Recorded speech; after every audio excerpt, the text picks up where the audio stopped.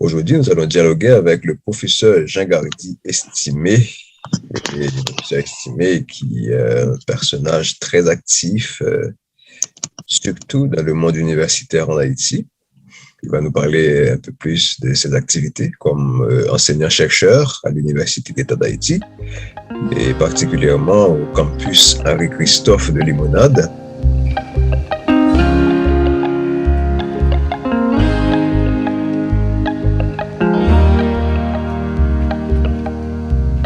Professeur Estimé, bonjour, c'est un grand plaisir pour nous de vous accueillir à cette plateforme. Bonjour, Monsieur Michelot. Je salue le staff en général, parce qu'il s'agit de staff, comme je viens de dire.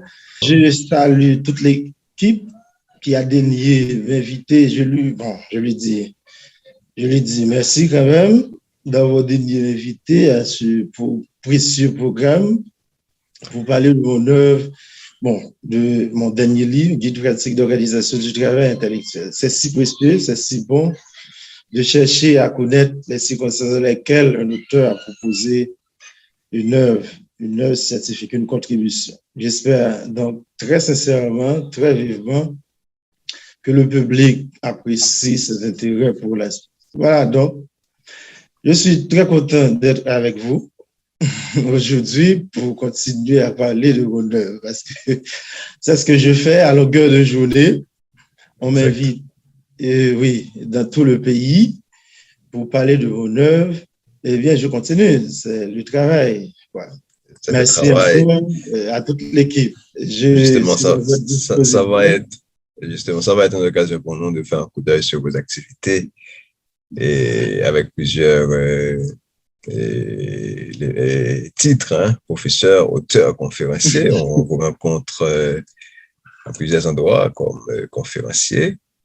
Oui. Mais toutes ces activités s'articulent autour de la méthodologie. D'ailleurs, je fais référence à votre dernier livre et aux différentes conférences que vous avez organisées. Alors, juste avant de commencer, pourquoi cet intérêt pour la méthodologie dans le contexte universitaire en Haïti? Ça saute aux yeux, Monsieur Michelot.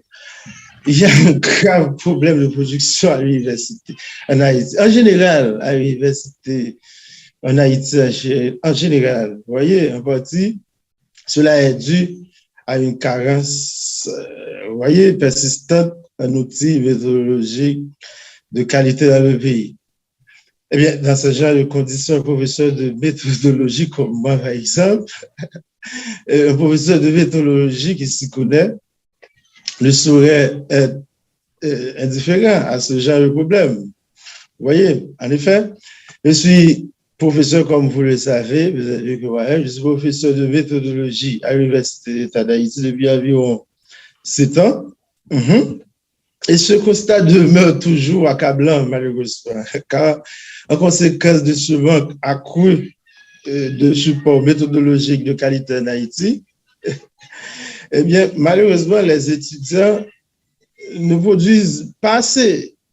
Il y a un problème de production en Haïti. Et ce n'est pas seulement le problème de production, c'est que le bilan même académique se révèle parfois même très accablant, très décevant. Eh bien, c'est donc sur cette carence en méthodologie, un outil méthodologique de qualité que se révèle parfois, que je propose, bien sûr, mon dernier ouvrage, mon dernier livre intitulé Guide pratique d'organisation du travail intellectuel comme une tentative de réponse à explorer. Toutefois, c'est pour venir à mes séries de conférences, aux conférences auxquelles je participe à longueur de journée. Concevoir le message, c'est une chose, mais le faire entrer à la tête du public, c'est encore une autre chose. Voilà donc le défi majeur qui me met constamment en situation de communication, conférences, causeries, colloques, journées d'études, débats, etc., à longueur de journée. En d'autres temps, je veux dire que ce défi étant de chercher à convaincre Mhm. Le public le plus gros possible sur l'importance de la méthodologie, notamment en Haïti, parce que le livre se vend aussi en France. Vous voyez, Hein? on l'a découvert ici avec un accueil royal qu'on l'a accueilli.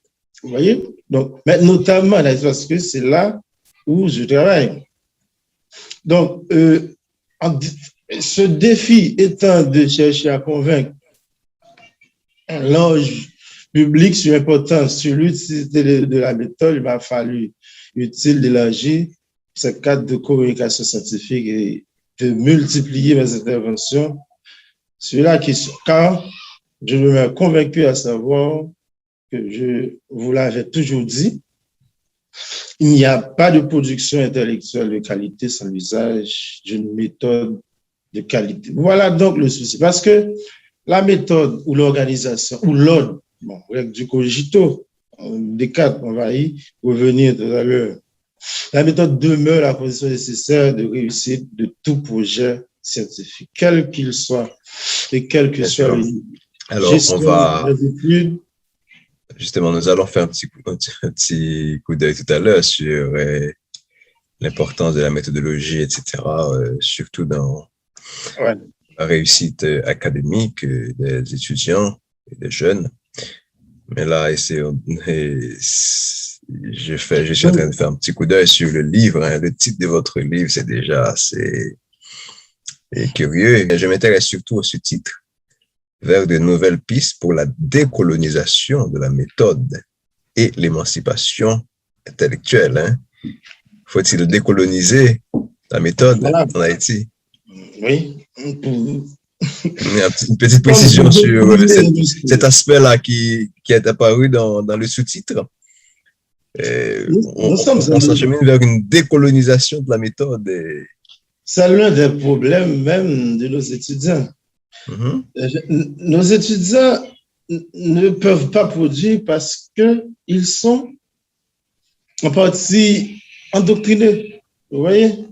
Eh bien, ce livre, Guide pratique d'organisation du terrain intellectuel, se veut une contribution inédite se basant sur des approches nouvelles dans l'objectif de s'intégrer dans le débat qui se fait actuellement, le débat philosophique contemporain qui prône la décolonisation de la méthode. Vous voyez, coloniser et le fait d'endoctriner l'étudiant, eh bien, on le colonise aussi. Vous voyez, il y a un débat susceptible de permettre de sortir de cet empire méthodologique imposé par l'Occident, bien sûr. Au fait, l'ouvrage s'adresse principalement à des étudiants et apprenants, vous voyez, apprentis chercheurs, principalement. Donc, c'est un ouvrage qui s'adresse à tout le monde, à tous les chercheurs, à tous les travailleurs, toutes les travailleuses intellectuelles, mais le guide s'adresse principalement, parce que je vous rappelle que je suis professeur de méthodologie à l'Université d'État d'Haïti. Eh bien, mon premier souci, c'est d'aider mes étudiants. Donc, le livre s'adresse principalement à des étudiants. Je propose à ce titre de faire connaître ce qu'il en est de la science. Tout d'abord, si vous consultez le livre, vous pouvez voir qu'il y a un ensemble de canons traditionnels qui se répètent. Vous voyez, on essaie, vous voyez, de faire connaître ces canons traditionnels, ces canons, la méthode imposée, parce que pour critiquer quelque chose, pour le modifier, pour le transformer, il faut le connaître. Vous voyez, mais c'est ce qu'on fait. Bien, le livre, à ce titre, se propose de faire connaître d'abord ce qu'il en est de la méthode et du paquet scientifique pour ensuite voir dans quelle mesure redynamiser nos démarches anciennes et transformer nos canons habituels. Voilà pourquoi, dans le livre, on cherche d'abord à maîtriser, comme je viens de dire tout à l'heure, à maîtriser ces canons traditionnels pour ensuite essayer de les placer au crible de l'esprit critique. Parce que moi aussi, j'ai l'habitude de travailler avec des groupes d'étudiants d'Haïti et l'un des problèmes qu'on rencontre le plus souvent, c'est cette difficulté pour nos étudiants de réaliser ou du moins de rédiger leur mémoire de sortie, leur projet. Et bon, il y a plusieurs niveaux, bien sûr. Il y a un niveau qui concerne d'abord l'intégration même des étudiants à l'université, donc leur difficulté à s'adapter aux exigences des travaux universitaires. On a des étudiants qui viennent du baccalauréat, qui entrent à l'université, qui ont beaucoup de mal à s'adapter aux pratiques de lecture, aux exigences même de la vie universitaire, qui impliquent la lecture, la capacité de faire des synthèses, de s'organiser pour réaliser les travaux intellectuels. Ça, c'est un premier niveau. Maintenant, on a un autre niveau où, quand l'étudiant, après avoir passé les 4 ans d'études, on peut compter, ils sont très rares les étudiants qui arrivent à rédiger leur mémoire facilement, en dépit de en dépit des 4 années passées. Donc là, c'est un véritable problème, l'incapacité des étudiants à rédiger leur mémoire de sortie à la fin de leur cycle d'études. Et naturellement, on va essayer d'analyser ça au regard de l'approche on va voir comment la décolonisation de la méthode pourrait aider à résoudre ces problèmes. Mais déjà, il y a quelques points qu'on pourrait mentionner et c'est comme ça que j'aimerais avoir votre avis là-dessus. Par exemple, parmi les problèmes qu'on a, il y a effectivement les faiblesses au niveau de l'enseignement de la méthodologie, mais il y a aussi des problèmes objectifs, comme que je dirais. Par exemple, l'incapacité pour les étudiants d'avoir accès aux documentations, par exemple, ou du moins, c'est de nos jours, et le savoir est partout avec l'Internet, mais on a comme l'impression que nos étudiants, même certains des professeurs, n'ont pas vraiment la capacité d'exploiter de manière optimale les capacités d'un ordinateur, par exemple, de l'Internet. Et il y a des questions, c'est ce que j'appelle des problèmes, des facteurs objectifs qui nous mettent. Donc, vous voyez, donc, dans un premier temps, il y a justement cette faille au niveau de l'enseignement de la méthodologie qui fait que très souvent, on répète des choses qui sont faites ailleurs, sans une véritable capacité de les adapter à notre contexte. Mais il y a aussi cette absence d'infrastructure où nos étudiants ne sont pas familiarisés avec ce qu'on appelle depuis quelque temps la littératie numérique, c'est-à-dire cette capacité pour eux d'exploiter les ressources du web, de l'ordinateur et même, et nous toucherons plus loin d'aspect particulier à notre université, puisque l'Université d'Haïti, selon ce que je sais, est abonnée à un ensemble de revues scientifiques. Or, très souvent, l'un des problèmes que nous rencontrons, c'est un problème d'accès à la documentation. Or, et on ne sait même pas on ignore les opportunités, les atouts que représente, par exemple, le courriel de l'université qui donne accès à un ensemble de ressources numériques en ligne. Donc, c'est un ensemble de problèmes qu'on pourrait organiser. Et alors, pour essayer de préciser la question, c'est maintenant, par rapport à cette situation, comment est-il possible aujourd'hui d'aider nos étudiants à rédiger? Qu'est-ce qu'il faut faire actuellement pour faciliter justement la rédaction, pour permettre aux étudiants de réaliser leur mémoire de sortie, en prenant en compte l'ensemble de ces facteurs-là? Donc, est-ce qu'il y aurait une proposition? Mais c'est des problèmes quand on les met ensemble, on ne va pas comment s'en sortir au premier coup. Et quelles seraient donc les pistes de solution par rapport à ces défis-là? Si je commencerais par exemple, en prenant par exemple la question de l'enseignement de la méthodologie. Par exemple, là, j'ai mentionné plusieurs problèmes, l'enseignement, l'absence d'infrastructure, les capacités à exploiter les ressources du web. Donc, si on pourrait commencer par exemple par l'enseignement de la méthodologie, qu'est-ce qu'on aurait pu formuler comme proposition par rapport à ce problème pour que la formation, les cours de méthodologie qu'on donne à l'université, dans une université, particulièrement à l'UEH, puissent être, je dirais, efficaces? C'est beaucoup de questions en même temps. Bon, oui. vous avez presque tout dit, Mhm. mais quand même, je vais essayer de trouver quelque chose de nouveau, ouais, d'original à ajouter. Vous venez de constater, et vous avez raison, que nombreux sont les étudiants qui n'arrivent pas à produire efficacement, les étudiants peine sérieusement à rédiger leur mémoire de sortie. Mais je dois ajouter quelque chose. La production de l'université n'est pas seulement la production de l'étudiant. Au-delà des étudiants rarissimes, les professeurs qui ne produisent pas non plus. Et ça, c'est une catastrophe à mon avis, parce qu'il n'y a pas de notoriété universitaire sans production scientifique. Oui, d'un côté, bon, vous mettez l'accent sur la production des étudiants, oui, c'est bien. Je vais essayer de voir ensemble, d'analyser la possibilité. Vous voyez, parce qu'aujourd'hui, les conditions, vous comprenez, vous comprenez, ça veut dire que moi-même, ne sont pas réunies du point de vue sécuritaire, notamment pour étudier. Il y a plein de pays qui font face à ce genre de problèmes, qui essaient quand même de briser ce genre d'obstacles. Mais ce que je veux ajouter, c'est que les professeurs, eux aussi, doivent produire. Et il faut qu'il y ait un encouragement de la part des dirigeants. Je ne sais pas si c'est au niveau du rectorat, ouais, pour encourager les professeurs. Bon, Je n'ai pas peur du mais problème. professeur, vous allez comprendre que il y a parfois des choix difficiles à faire, effectivement, mais il y a un problème.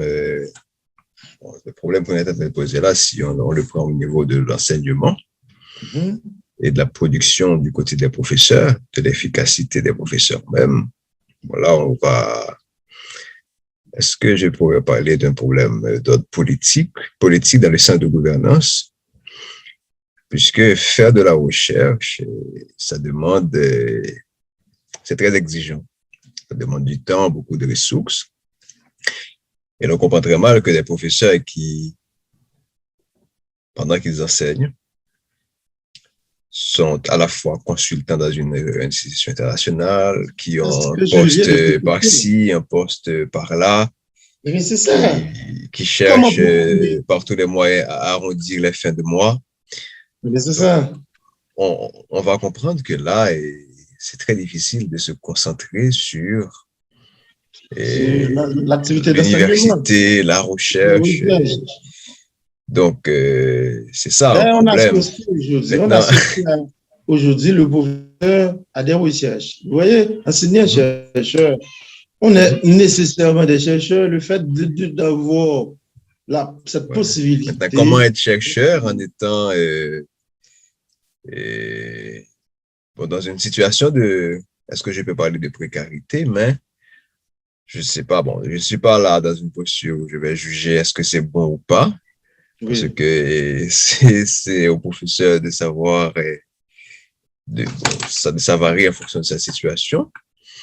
Nous devons reconnaître aussi qu'il n'y a pas une politique de valorisation du travail intellectuel, de la recherche, et c'est pas encouragé.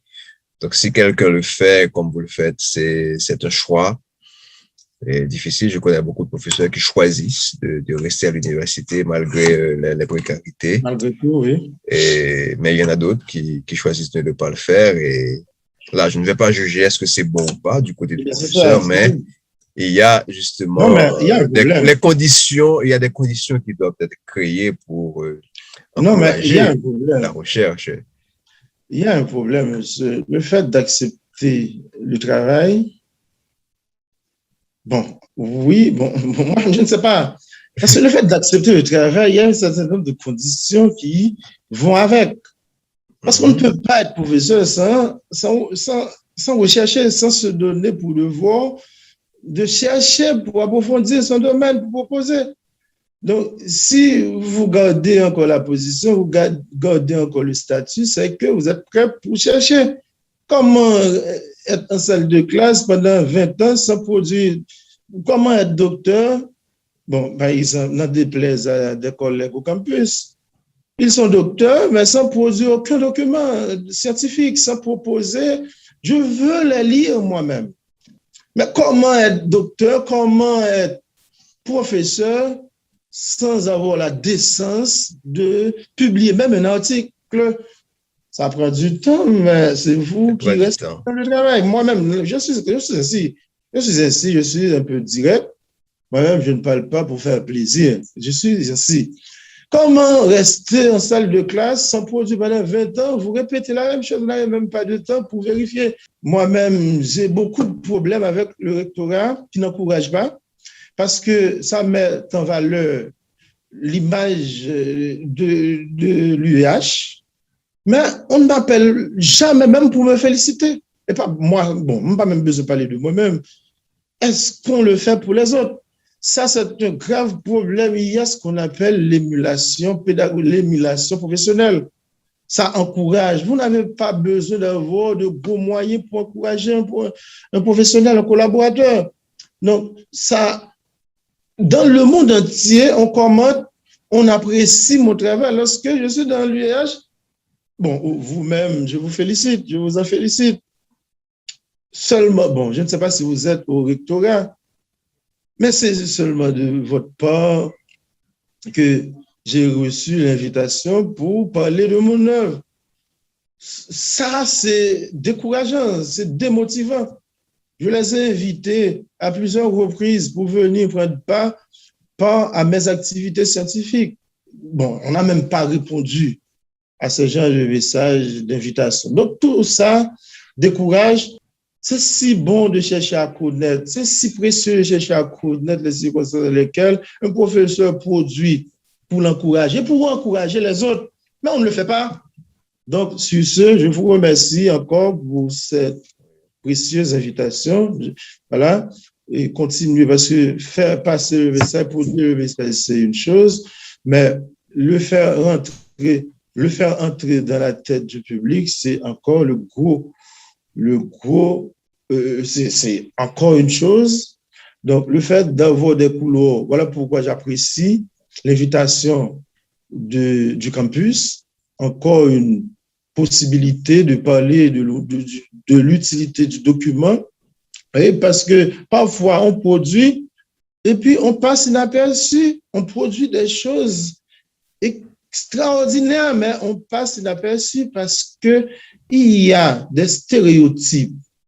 Il existe des stéréotypes qui bloquent les émergents, les esprits émergents, les personnes qui veulent tenter, qui reprennent toujours les mêmes choses. Il y a des stéréotypes qui reprennent toujours les mêmes tenants, les mêmes figures de pour ce que vous ne faites pas. Et je vous en félicite encore. Moi-même, ce sont d'autres universités qui m'appellent. Ce n'est pas le rectorat. Ça, c'est dur à le concevoir alors que moi-même, je m'investis. Je reste au pays alors que j'ai un visa de 5 ans. Je reste au pays pour travailler. Mes collègues sont tous partis, vous voyez, me conseillant à longueur de journée de laisser moi, je dis non, je choisis l'université, je choisis de travailler. Pourquoi aller me traîner en France alors que j'ai un statut à défendre, j'ai un statut à assumer. Vous voyez, ce sont les universités, c'est Paris 8 qui me publie, c'est Paris 8 qui me valorise. Il y a une page d'honneur. Si vous cliquez Estimer Jean Gardy, vous constatez combien de pages d'honneur que j'ai reçues pour mes productions, des articles, etc. Mais on ne met pas ça en valeur parce qu'il y a des figures de pour. Lorsqu'ils parlent, eh bien, c'est fini. Ça, c'est une colonisation qu'il faut décoloniser. Bon, c'est une question très sensible. Et les conditions de travail des enseignants et qui, justement, a un impact considérable sur l'apprentissage, même, disons, la performance des étudiants. Bon, mais pour revenir au thème du livre et la décolonisation de la méthode, Et c'est vrai, on a, et c'est un aspect très important, bon, je l'ai mentionné tout à l'heure, et aujourd'hui, il y a des choses, on a comme l'impression que la rédaction d'un mémoire, bon, n'importe quelle production, rédiger un article ou n'importe quoi, mais puisque généralement nous parlons de mémoire, la rédaction de mémoire de sortie, c'est quelque chose qui est dramatisé, c'est-à-dire c'est tellement un défi énorme à relever, Oui, alors que ça devrait être comme un devoir qu'on fait. L'étudiant a réalisé de nombreux devoirs pendant son cycle d'études. Ça devrait être pareil mais à un ça, c'est devoir. partout. Je m'excuse, mais ça, c'est partout. Sauf Oui, qu'en Haïti, c'est beaucoup plus grave. C'est pire en Haïti. c'est pire. Alors, la question par rapport au contexte haïtien même, c'est aujourd'hui, quelles devraient être les compétences clés qui devraient être inculquées à nos étudiants pour leur permettre de surmonter ce défi. Et les compétences clés, parce que n'oubliez pas que nous sommes dans un contexte où les pratiques universitaires, l'enseignement, la recherche ont beaucoup été influencées par l'essor de la technologie, qui fait que on a davantage accès à la documentation. Donc, c'est déjà un défi puisque j'insiste beaucoup sur ça parce que l'un des problèmes que nous avons en Haïti, c'est les centres de recherche. L'université n'a pas vraiment de bibliothèque spécialisée où l'on pourrait faire des recherches. Et donc, avec l'accès à des revues en ligne, ce problème n'est pas résolu, mais c'est moins important puisque l'étudiant peut avoir accès à des documentations en ligne, etc. Bon, bien que, et ce qui arrive, c'est que la plupart des publications euh, issues des pays du Nord, et que ce soit en Europe ou en Amérique du Nord, très souvent c'est payant. Donc, je ne vais pas m'attendre à ce qu'un étudiant achète un article pour 20, 30, 40 euros. Et c'est quasiment impossible. Et donc, ça, c'est un premier défi. Donc, comment l'Université d'État d'Haïti, par exemple, pourrait rendre accessible des ressources en ligne. Comment se fait-il que de nos jours, nous n'avons pas une bibliothèque numérique accessible à nos étudiants où ils pourraient faire des recherches? Je sais qu'il y a ce projet qui a permis à l'UH d'avoir un abonnement avec des revues scientifiques, mais c'est pas connu. Je crois que c'est même des ressources qui ne sont pas très connues par les étudiants. Même des professeurs ignorent l'existence de ces ressources. Et donc, comment faire en sorte que nos étudiants aient accès à la documentation en fonction de leur champ d'études? Ça, c'est un premier défi. Mais il y a d'autres choses. Par exemple, il y a, par rapport à la décolonisation, c'est pourquoi j'ai beaucoup prêté attention à ça, il y a cette tendance à privilégier davantage les savoirs issus des pays du Nord. C'est-à-dire, quand on lit un travail en mémoire ou n'importe quelle publication faite dans nos universités, on voit 98% généralement des textes cités, ou ce sont des publications issues de l'Europe, les grandes métropoles de l'Europe, l'Amérique du Nord, Canada, États-Unis. Bon, par contre, il y a beaucoup de publications, des recherches très sérieuses qui sont publiées par des auteurs haïtiens, par des latino-américains, par des Africains. Donc, il y a cette tendance à minimiser les savoirs des Suds qui, en réalité, sont toujours plus accessibles. Donc, quelque part, dans la colonisation, ça rencontre aussi, est-ce que de nos jours, dans ce processus de décolonisation de la méthode, est-ce que ce ne serait pas le moment d'encourager nos étudiants à valoriser les recherches publiées dans les pays du Sud? C'est vrai que nous connaissons Bourdieu, nous connaissons Platon, Habermas, c'est vrai. Bon, mais qu'en dire des auteurs africains?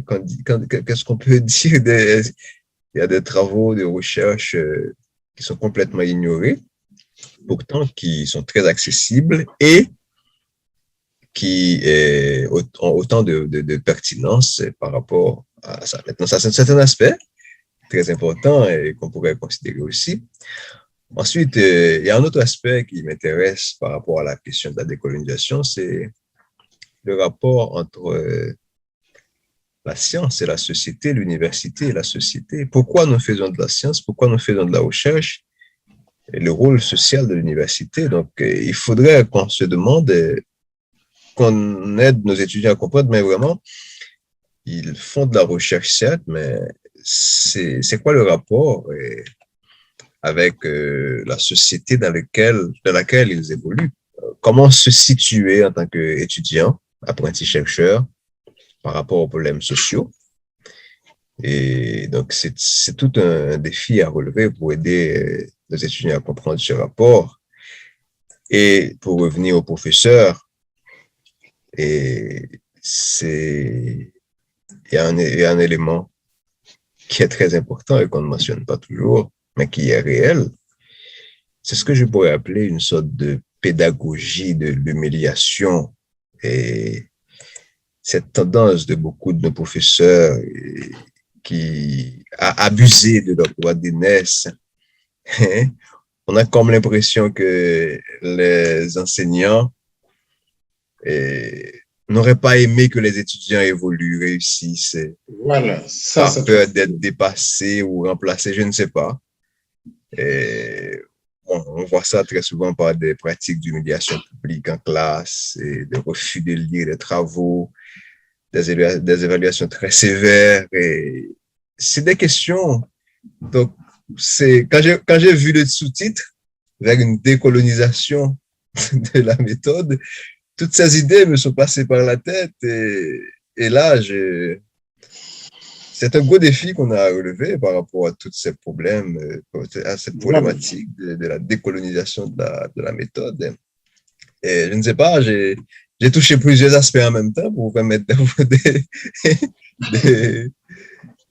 Bon, mais c'est un champ vraiment très vaste où l'on a beaucoup de choses à dire et des questions à poser. bon, le problème, c'est que le savoir, le déploiement du savoir en se construit largement. Je l'avais dit à l'heure, largement à partir des outils traditionnels, comme bon, je l'avais dit tout à l'heure. Et Volodine, c'est un auteur français, c'est un romancier français, puis Médicis 2014. Volodine, par exemple, dans son document intitulé Terminus radieux 2014, hein, s'attaque sans hésitation contre l'empire des gens traditionnels, contre ces gens d'empire. Même le professeur aussi a des empires, comme vous voulez dire, sur les étudiants. Ça empêche encore l'étudiant d'avancer. Parce que c'est une forme de colonisation. Lorsque je parle de décolonisation, je ne vois pas seulement le blanc, la méthode blanche. Il y a une méthode à l'université qui fait en sorte que les étudiants soient bloqués. Parce que tout est professeur, le professeur est roi. Alors que Rancière nous propose la méthode de l'élève.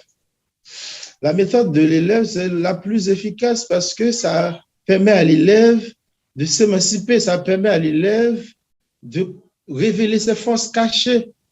Au lieu de tout faire et de les poser, au lieu d'imposer ce qu'on sait en salle de classe, parfois, les étudiants savent aussi. Les étudiants peuvent former, bon, à certains égards, des professeurs au sein de salle de classe. Parfois, lorsque j'enseigne, il y a ce qu'on appelle l'acte manqué. Lorsqu'il s'agit d'un acte manqué, je demande aux étudiants de rechercher parce que les outils sont là. C'est vrai que l'utilisation du téléphone portable est interdite, mais lorsqu'on en a besoin, on l'utilise. On utilise le téléphone. Eh bien, je leur demande de rechercher au lieu. Ça, c'est ce qu'on appelle la probité intellectuelle. Au lieu d'imposer quelque chose dont je ne suis pas sûr, je demande aux étudiants de chercher en salle de classe et puis le débat s'ensuit et puis ça fait avancer encore mieux, ça enrichit le cours. Et puis, pour appeler des étudiants pour prendre conscience de valeur, de force, il n'est pas copié, non? Il n'est pas copié parce que lorsqu'on copie, eh bien, c'est une preuve d'incapacité. Ça réduit dans sa confiance de soi. Ça diminue considérablement le fait de copier. Thérèse nous dit comme soumani ameni aliénum pour. Je suis homme et rien de ce monde qui est humain ne m'est étranger. Ne doit pas m'être étranger. Mais je suis humain. Alors, bon, par rapport à la question copier, il est nécessaire pour une petite précision. Ce n'est pas parce que le pagan doit citer d'autres auteurs, mais c'est la nécessité de produire quelque chose d'original à partir. Non, copier à l'examen. Je parle nous parlons de copier, plagiat. OK. De plagiat. Non, c'est normal. Citer au contraire pour prendre le contre-pied, c'est normal. Au contraire, il n'y a pas de production intellectuelle. Même Aristote s'est trompé. Pour Aristote, qu'est-ce que Aristote nous a dit? Il nous a dit que j'appelle philosophe celui qui, dans la mesure du possible, possède la totalité du savoir. Et puis, finalement, il s'est rétracté. Donc, pour dire que personne ne possède la totalité du savoir. Donc, pour avancer, d'ailleurs, là, le travail scientifique a une base. La base du travail scientifique, ce sont des prédécesseurs. Il faut reconnaître la validité, il faut prendre le contre-pied aussi. Pour prendre le contre-pied, il faut citer. Je ne parle pas de citation, je parle de plagiat. Il y a d'autres questions qu'on aurait pu aborder, qu'on aura l'occasion d'aborder une prochaine fois. Mais merci encore pour cette occasion. C'est vraiment la question. Il faut vraiment poursuivre la réflexion autour de la problématique de l'enseignement, de la méthodologie en Haïti. Vraiment mieux accompagner les étudiants. C'est un véritable défi. Encore une fois, merci et bon travail, bonne continuité. Oui, donc je vous remercie encore une nouvelle fois pour l'invitation. C'est précieux parce que j'ai pu visiter votre poste, j'ai pu visiter le programme. Vous avez invité un professeur de haut rang à ce programme. Et je trouve que c'est extraordinaire ce que vous faites là. Et je suis convaincu à savoir que le public va comprendre l'intérêt précieux, cet intérêt supérieur que vous portez pour la science. Merci encore et à bientôt. C'est avec le professeur Jean-Gardi Estimé que nous avons eu cet échange aujourd'hui autour de son livre de méthodologie, guide pratique d'organisation du travail intellectuel vers de nouvelles pistes pour la décolonisation de la méthode et l'émancipation intellectuelle. Merci encore une fois à chacun de vous d'avoir été des nôtres. On se donne rendez-vous une autre occasion pour un autre échange aussi intéressant, toujours autour de la science, de l'éducation, parce que notre objectif, c'est d'offrir un accompagnement, de créer un espace d'accompagnement pour les jeunes, les étudiants, en vue de mieux les aider dans le cadre de leur réussite académique et professionnelle. Merci encore une fois à chacun de vous. À très bientôt.